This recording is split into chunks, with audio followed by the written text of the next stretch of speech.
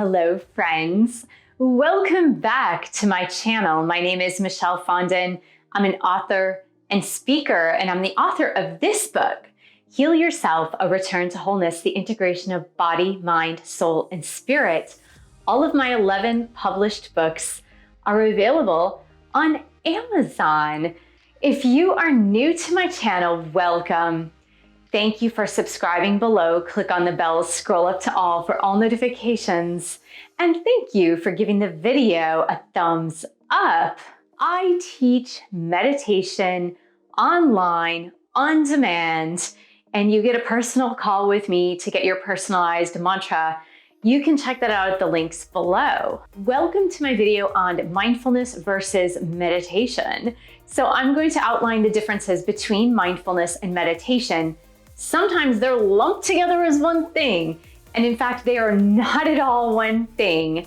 There is a similarity leading up to them possibly being the same thing, but in and of themselves, mindfulness and meditation are two totally different things, and I'm going to clarify that for you. On this channel, we're working on the pathway to self-realization and self-actualization. And if you have not yet viewed my video on the introduction to self-realization, I'll go ahead and post that link right here so you can check that out after the video. Because if you're wondering, like, what's the difference? What is self-actualization? What is self-realization? What is the point and purpose to this? But let me just say this, that the pathway to self-realization includes meditation. You must meditate if you are wanting to get on the pathway to self-realization or maintain the pathway to self-realization. It's an absolute must. You must be meditating. And I would like to give you my credentials on meditation just so that you feel secure in knowing that I understand how meditation works, what it is, that I'm a meditator myself, because sometimes people can just spout out things or say things and you're like, wait a minute, you don't even meditate. How are you an authority on this? I began my journey into meditation back in 2007. It was interesting. I didn't go into it wanting to learn meditation. I actually wanted to become an Ayurvedic practitioner. And I consulted with the Chopra Center, led at that time by Drs. Deepak Chopra and Dr. David Simon. And I inquired about the certification to become an Ayurvedic specialist, if you will. It's sort of like an Ayurvedic lifestyle counselor or lifestyle coach, to put it in today's language. And they mentioned to me that the first thing I needed to do was to attend this event called Seduction of Spirit. They don't have it anymore, but it was called Seduction of Spirit with Dr. Deepak Chopra, and that I had to learn primordial sound meditation. Now for me, I was like, I don't want to learn something where I have to chant sounds. And in fact, that's not what it is at all. That is the format that I teach. You get a personalized mantra. You're not chanting out loud. But that is what I learned back in 2007. And then I became certified to teach meditation in 2009 through the Chopra Center. I have taught hundreds and hundreds of people meditation throughout the years since 2009. And that is the same course that I teach to you if you opt to take the course. But I've been meditating since 2007. It has become an integral part of my life, my existence. I swear by meditation. I know it is the only pathway to self-realization, besides other things, of course, right? You've got to live a disciplined life, and that's certainly something that I'm writing about. But meditation is the cornerstone. It is the foundation of becoming self-realized. So that is my experience in meditation and teaching meditation, so that you understand that I understand. Because if you're just joining me on this channel, you might be thinking, like, who is this lady? Who is she? Why is she an authority on this topic? The buzzword in the past 10 years or so, I say or so because when I opened my yoga practice in 2008, mindfulness was just beginning to be talked about, and meditation was barely on the radar. It really was. I lived in the Washington, D.C. area when I opened up my yoga studio, and a lot of people thought that meditation was only associated with Hinduism, for example. there was a lot of stigma surrounding the practice of meditation, especially in mainstream. And so the fact that I taught meditation or that I mentioned meditation, I actually went into a lot of companies, corporations, huge corporations, governmental type corporations, to teach mindfulness meditation. And as I mentioned, people were still very skeptical at that time. They were kind of like cynical, skeptical. They really weren't sure if this was something that either they could do or they should do, or maybe it went against their religion or their culture. Mindfulness, that buzzword, has been around. Pretty soon after the practice of mindfulness started surfacing, it was quickly lumped together with meditation. And in fact, those words together, mindfulness, meditation, became a thing in mainstream society. According to Vedic thought, meditation is not mindfulness. Meditation is becoming silent, entering the silent space between your thoughts. It is about entering the silence to become self-actualized with a capital S, which means that you are becoming in touch with your spiritual self. You're becoming in touch with unity consciousness as a whole. And this can only be done once you reach the breaking point of silence, which is beyond the mind. And in fact, meditation is literally going out of your mind. It is the antithesis of mindfulness. So true meditation is literally going out of your mind. It's beyond the mind.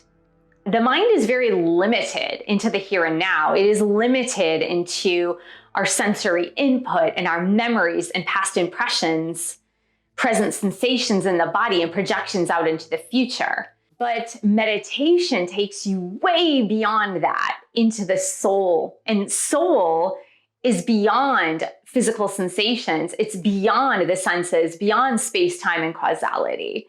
So meditation is a whole different animal altogether. So when we say mindfulness meditation, really talking more about a very shallow form of meditation, which is not bad. Let me emphasize that right now. If you think that I am disrespecting mindfulness meditation, completely on the contrary, and I will go ahead and explain that in just a minute. But first, meditation takes you beyond the mind. And that is something that I teach in my meditation course as well. As you get quieter, as you slip into that silent space between your thoughts, you move beyond the thoughts. You move beyond the mind, and you are able to access the soul. And that is why meditation is so incredibly different from mindfulness. Now let's spend the rest of our time together exploring mindfulness and why I believe mindfulness has a lot of value in leading up to meditation. Mindfulness, what I believe it to be, is it is awareness. It is being consciously aware of what you are doing. It is being consciously aware of the breath, the body, the thoughts. It's being consciously aware in every single second of every moment of every day. It is doing things with full awareness. And that is so incredibly important because in today's world, in case you haven't noticed, we live in a world of distractions. We're completely distracted all the time. So many things are pulling our attention away from the present moment. Whether it be an electronic device, other people, TVs in the background with the news, the bad news usually, our phones pinging, notifications going off, text messages and emails and phone calls. So many things are drawing our attention outward and away from what we're doing, away from the present moment. And oftentimes, we are so immersed in the thoughts in our mind that we are not even mindful of either what we're thinking or what we are doing. Let me give you some examples. Have you ever left your home to drive to work and let's say your commute is 20 or 30 minutes, you get in your car, you put on your seatbelt, you remember that much. Then all of a sudden you're pulling into the parking space at work and you have no idea how you got there. I bet you that has happened to you at least once. That is the antithesis of mindfulness, meaning you were lost in your thoughts, you were lost in your daydreams, which can be a good thing. I'm not saying it's not a good thing. It actually can be a good thing to daydream. But you were not mindful of the journey to work. Your mind was occupied with other things. In the same way, have you ever sat down with a piece of chocolate cake? And I say chocolate cake because that's my favorite. Have you ever sat down with a piece of chocolate cake and then you were flipping through your phone, looking on Instagram, and all of a sudden you look down at your plate and you're like, who the heck ate my chocolate cake? And you realize, you think back, you're like, oh, I think that was probably me. But you don't even remember eating that beautiful, chocolatey, rich piece of chocolate cake. And it's because you were not mindful. You did not have a mindfulness in eating the chocolate cake. It's very Zen in philosophy to be able to bring mindfulness into every action of every day. And in fact, it can be a meditative practice to put mindfulness in everything you do. And generally speaking, when we allow ourselves to put mindfulness into the things that we routinely do, we bring a lot of goodness into those activities, whether it be gratitude, happiness, joy, laughter. We find the funny things in life. If we have to clean off our patio because it's dirty and there's been a storm, sometimes we can get really annoyed and not wanting to do that work. But as we move through the cleaning of our patio, with mindfulness, we notice things that perhaps we would have never noticed had we not been immersed in the task. So for example, you might notice a butterfly you never noticed or a little bird that lands on a bush nearby. And so we begin to appreciate the beauty of life and the little things when we bring mindfulness into our daily tasks. Again, mindfulness meditation brings awareness to a specific thing. For example, you could do a mindful meditation on observing the breath, which is obviously the most common. And when you do that, your focus is the breath. And so when they say mindfulness meditation, it's bringing awareness to each inhalation and each exhalation. You can do something called a Vipassana meditation where you are scanning the body from head to toe, and you're moving through the parts of your body and seeing where you're holding on to tension or where the body might be aching, and just bringing mindfulness into that area of the body. Now, even something like a candlelight meditation where you might be staring at a candle, that is a point of focus, and that's somewhere in between mindfulness meditation and actual meditation. So as you can see, there are a lot of different ways in which we can meditate, but the true nature of meditation is really that which takes you very deep beyond the thought, going completely out of your mind and taking you into the silent space between your thoughts in which you can access your soul.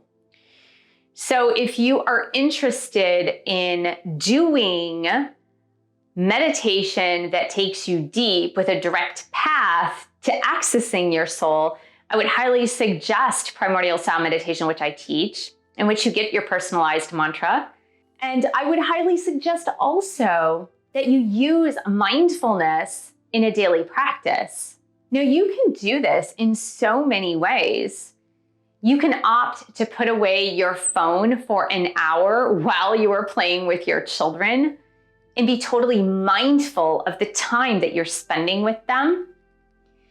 You can put away all devices and eat a meal in total silence while being mindful of each bite that you're taking and the sensory sensations as the food is entering into your body. You can go out on a mindful walk where you're not listening to any music, a podcast, or anything, and you're not talking to anybody, but you are just being mindful of your environment and the things around you.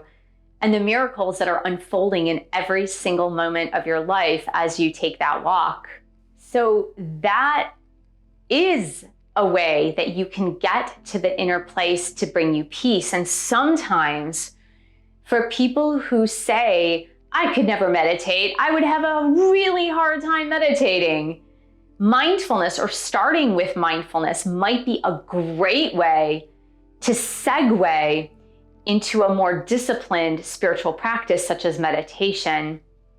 Here's why. If we're not used to disciplining the mind into living in the present moment, jumping from regular thinking into meditation can be somewhat of a shock. But if you begin by doing mindfulness activities on a day-to-day basis, and then learn meditation and practice meditation daily, it won't be such a shock to your system. You will already have the discipline of focusing on present moment awareness, which then can lead you to accepting repetition of a mantra and accepting sitting still for 30 minutes at a time.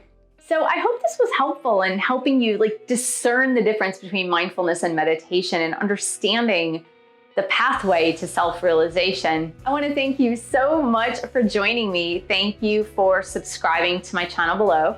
Click on the bell, scroll up to all for all notifications. Thank you for giving the video a thumbs up. Thank you for sharing this video with others who are interested in living a more peaceful, calm, serene, and joyful life. Thank you so much for your support of my YouTube channel. You can buy one of my 11 published books. You can join my meditation course, and I will see you in the next video.